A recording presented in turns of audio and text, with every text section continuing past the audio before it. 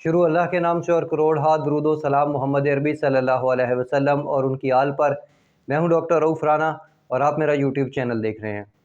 आज की वीडियो में हम बात करेंगे कीमोथेरेपी के मुमकिन साइड इफ़ेक्ट्स के बारे में, और ये भी डिस्कस करेंगे कि अगर ये साइड इफ़ेक्ट्स हो जाएं तो फिर क्या एहतियाती तदाबीर और क्या कौन सी अद्वियात खाना चाहिए ताकि इन जो मुमकिन साइड इफ़ेक्ट्स हैं इससे बचा जा सके, और अगर साइड इफ़ेक्ट हो जाएं तो फिर कौन से प्रिकॉशनरी मेजर्स लेने चाहिए।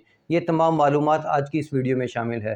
कीमोथेरेपी दो तरीके से की जाती है। अमूमी तौर पर ये आईवी फ्लूइड के अंदर बहुत सारे इंजेक्शन डाल के, जिसमें नॉर्मल सलाइन के अंदर भी डाल सकते हैं, ये डेक्सट्रोज की ड्रिप के अंदर भी इंजेक्शन डाल के मरीज़ को लगा दी जाती है।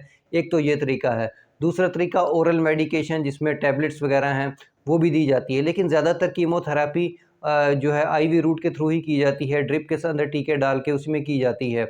ये ड्रिप्स जो हैं 30 मिनट से लेकर 3 घंटे तक चलती है। इसमें मुख्तलिफ़ किस्म के इंजेक्शन डाले जाते हैं। उसकी स्ट्रेंथ को मरीज़ की हाइट, वेट, उम्र और उसकी बीमारी को मद्देनज़र रखते हुए उसकी जो स्ट्रेंथ है वो चेक दी जाती है कि मरीज़ कितनी मेडिसिन को टॉलरेट कर लेगा, कितनी मेडिसिन को बर्दाश्त कर लेगा। ये एक बड़ी कैलकुलेशन के साथ मरीज़ को दी जाती है, और इसी तरीके से फिर उसका ड्यूरेशन ऑफ टाइम भी तय किया जाता है कि इसको 3 घंटे लगना है या 30 मिनट लगना है या 1.5 घंटा लगना है। ये तमाम चीज़ें तय की जाती हैं ताकि मरीज़ की सेहत और उसकी बीमारी और कद वगैरह को नाप कर ही ये काम किया जाता है। अच्छा, जब जैसे ही कीमोथेरेपी लगती है तो बहुत सारे जो मुमकिन साइड इफ़ेक्ट्स हैं वो नज़र आने शुरू हो जाते हैं। मुख्तलिफ़ मरीज़ों के साइड इफ़ेक्ट्स भी मुख्तलिफ़ हो सकते हैं, और मुख्तलिफ़ इंजेक्शंस और मुख्तलिफ़ मेडिसिन्स के साइड इफ़ेक्ट भी अलग से अलग हो सकते हैं। आज हम सिर्फ बात करेंगे जनरलाइज़ साइड इफ़ेक्ट की, जो तकरीबन ज़्यादातर मरीज़ों को कीमोथेरेपी के दौरान होते हैं। कुछ मखसूस साइड इफ़ेक्ट्स होते हैं जो मुख्तलिफ़ इंजेक्शंस या मुख्तलिफ़ अद्वियात की वजह से होते हैं, वो सेपरेटली डिस्कस नहीं करेंगे। हम एक जनरल साइड इफ़ेक्ट्स को डिस्कस करेंगे कि किसी भी किस्म की कीमोथेरेपी करने के बाद कौन-कौन से साइड इफ़ेक्ट्स अमूमी तौर पर ज़्यादातर नमूदार होते हैं। इनमें सबसे ज़्यादा जो बड़ा साइड इफ़ेक्ट है वो डायरिया का है। कीमोथेरेपी के तकरीबन आधे घंटे के बाद या 6 घंटे के बाद अक्सर मरीज़ों को डायरिया की शिकायत हो जाती है, लूज़ मोशन की शिकायत हो जाती है। और हाँ, हमारे यहाँ एक मिथ भी है, जो कैंसर के पेशेंट होते हैं वो ये एक दूसरे से सुनी सुनाई बात सुनते हैं कि अगर लूज़ मोशन शुरू हो जाए तो ये उन टीकों की ज़हर होती है जो निकल जानी चाहिए और इसको रोकना नहीं चाहिए। ये गलत है। जैसे ही डायरिया या लूज़ मोशन स्टार्ट हों, फ़ौरन आप अमोडियम का कैप्सूल ले सकते हैं, और नेक्स्ट टाइम भी ले सकते हैं। अगर एक दिन के अंदर अंदर ये कम होना शुरू हो जाए और ख़त्म हो जाए तो ठीक है, और अगर ये डायरिया की अलामात, लूज़ मोशन की अलामात ख़त्म ना हों तो फ़ौरन ही अपने डॉक्टर से रुजू करना चाहिए ताकि वो आईवी फ्लूइड्स भी दे सकें। और जैसे ही डायरिया स्टार्ट हो तो साथ ही ओआरएस का इस्तेमाल जो है वो भी लाज़मी करना चाहिए, ताकि जिस्म के अंदर से डिहाइड्रेशन ना हो जाए और पानी की कमी वाक़या ना हो जाए। कुछ मरीज़ों को डायरिया से उल्ट कॉन्स्टिपेशन हो जाती है, कब्ज़ की अलामत डेवलप हो जाती हैं। जैसे ही अगर बंदा महसूस करे कि 24 घंटे के अंदर उसको रफ़े हाजत नहीं हुई और उसे कब्ज़ की शिकायत है, तो इसको वो नहीं करना चाहिए, नज़रअंदाज नहीं करना चाहिए। फ़ौरन ही ये डुफालेक सिरप या लाइलैक सिरप जो है, ये इस्तेमाल करना चाहिए। डुफालेक और लाइलैक के 2 चम्मच इस्तेमाल करने से, या ये जो है फ़ाइबो सिरप, इसका इस्तेमाल भी कर सकते हैं। मैक्सिमम फ़ाइबर्स होंगे तो कॉन्स्टिपेशन की जो शिकायत है वो बहुत हद तक कम हो जाएगी।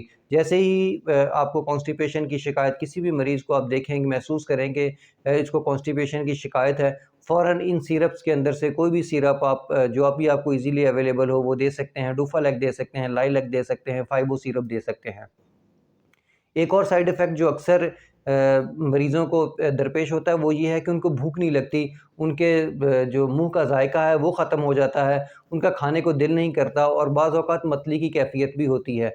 हाँ, अगर सिर्फ़ मतली की कैफ़ियत हो तो उसमें आप जो है किसी पानी के साथ पानी पी लेने से कुछ देर के लिए वो बेहतर हो सकता है। अगर मतली की कैफ़ियत ज़्यादा हो तो फिर उसके साथ ग्रेविनेट की गोली खा लेनी चाहिए, और ग्रेविनेट की गोली खाने से भी ये बेहतर हो सकता है। अगर मतली की कैफ़ियत या उल्टी की जो कैफ़ियत है और उल्टी ज़्यादा आ रही हो तो ग्रेविनेट का सिरप भी पिया जा सकता है। 2 चम्मच ग्रेविनेट का सिरप पी लेने से भी जल्दी अफ़ाक़ा हो जाता है। बाज़ औक़ात गोली खाने से, जैसे ही मरीज़ पानी पीता है, और अक्सर मरीज़ एक मामूली सी गोली के साथ भी पूरा गिलास पानी पीते हैं, तो ऐसे मरीज़ों को चाहिए कि वो ग्रेविनेट सिरप का इस्तेमाल कर लें।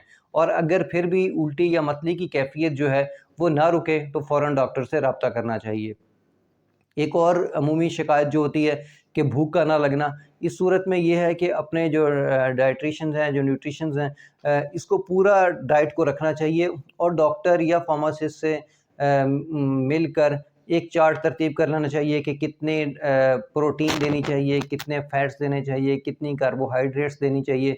इन तमाम का जो चार्ट है वो मरीज़ का लाजमी रखना चाहिए और मरीज़ को मुख्तलिफ़ वक्फ़ों के साथ खुराक देनी चाहिए। थोड़ी थोड़ी खुराक दे सकते हैं आप 4-4 घंटे के वक्फे के साथ, 3-3 घंटे के वक्फे के साथ, क्योंकि मरीज़ को भूख नहीं लग रही होती और वो ज़्यादा खाना खाता नहीं और वो अक्सर ही कहता है कि मुझे भूख नहीं और मैं खा नहीं सकता। इसलिए थोड़ी थोड़ी जो खुराक है वो मुख्तलिफ़ इंटरवल्स के साथ मरीज़ को दी जा सकती है ताकि उसकी जो ग़िज़ाई ज़रूरत है वो पूरी की जा सके। अक्सर मरीज़ों में मुँह के अंदर छाले या गले के अंदर छाले वो भी डेवलप हो जाते हैं। ऐसी सूरत के अंदर मुँह के छालों पे ग्लिसरीन लगाई जा सकती है या ये निलस्टेट जो ड्रॉप्स हैं ये मुंह के अंदर डाले जा सकते हैं। डेक्टारिन ओरल जेल इस्तेमाल की जा सकती है, सोमोजेल का इस्तेमाल किया जा सकता है। मरीज़ को ज़्यादा से ज़्यादा पानी देना चाहिए ताकि जो उसके हिद्दत है वो कम हो सके और ये जो मुंह के जो छाले हैं इससे बचने के लिए मरीज़ को ऐसी खुराक देनी चाहिए जिसके अंदर ज़्यादा मिर्च मसाले ना हो, स्पाइसी ना हो। ज़्यादा मिर्च मसाले भी के इस्तेमाल से भी छाले हो सकते हैं। जैसे ही कीमोथेरेपी स्टार्ट की जाती है तो मरीज़ की जो इम्यूनिटी है, क़ुव्वत मुदाफ़अत वो कंप्रोमाइज़ हो जाती है। कीमोथेरेपी ना सिर्फ अच्छे सेल को भी ख़त्म कर देती है बुरे के साथ-साथ। वो बुरे सेल्स को तो मारना ही होता है, लेकिन उसके साथ वो कुछ अच्छे सेल्स को भी ख़त्म कर देती है जिसकी वजह से उसकी क़ुव्वत मुदाफ़अत जो होती है, जो इम्यूनिटी होती है, वो कंप्रोमाइज़ हो जाती है। ऐसे मरीज़ों को बहुत ज़्यादा जल्द बीमारी लग जाती है। आप यूँ समझ लें कि अगर किसी कमरे के अंदर बहुत सारे लोग बैठे हैं और एक कीमोथेरेपी का पेशेंट भी बैठा है, अगर किसी बंदे को छींक आ गई तो बाकियों को ज़ुकाम हो ना हो, लेकिन कीमोथेरेपी वाले को ज़ुकाम हो जाता है। बाकी को ज़ुकाम इसलिए नहीं होता कि उनके अंदर क़ुव्वत मुदाफ़अत होती है और वो क़ुव्वत मुदाफ़अत उस जरासीम से लड़ के उसको ख़त्म कर देती है, जबकि कीमोथेरेपी वाला जो बंदा होता है उसके अंदर क़ुव्वत मुदाफ़अत की कमी होती है, इसलिए वो फ़ौरन बीमारियों का शिकार हो जाता है। ऐसी सूरत में जब भी आपको भी किसी गैदरिंग में बैठना हो तो कीमोथेरेपी के मरीज़ को आप ज़रूर मास्क का इस्तेमाल करवाएँ ताकि उसकी जो क़ुव्वत मुदाफ़अत है वो चूँकि कम होती है तो वो कंप्रोमाइज़ ना हो, उसको बीमारियाँ ना लगें। हाँ, यहाँ पे एक और बात बताता चलूँ कि ऐसे मरीज़ जिनको कॉन्स्टिपेशन हो, कब्ज़ का शिकायत हो, उनको सपोज़िटरी या अनीमा का इस्तेमाल नहीं करवाना चाहिए। ऐसी सूरत में चूँकि उनकी इम्यूनिटी कंप्रोमाइज़ हुई होती है, ऐसी सूरत में कोई भी माइक्रो ऑर्गेनिज़्म, कोई जरासीम उनको रेक्टल सिस्टम के अंदर इंट्रोड्यूस हो सकता है, दाखिल हो सकता है और कोई इन्फेक्शन काज़ कर सकता है। आप सिर्फ ओरली ये सिरप दे सकते हैं जो मैंने आपको पहले बताए हैं। उसके बाद अगर ना हो तो अपने डॉक्टर से फ़ौरन ही राब्ता करना चाहिए ताकि वो आपको कोई बेहतर मशवरा दे सके। इसके अलावा बाल झड़ने की जो अलामत है वो तकरीबन तमाम मरीज़ों के अंदर होती है। 7 से 21 दिन के अंदर बहुत सारे मरीज़ों के जो बाल हैं वो झड़ जाते हैं। इस बारे में मरीज़ काफ़ी टेंस होते हैं।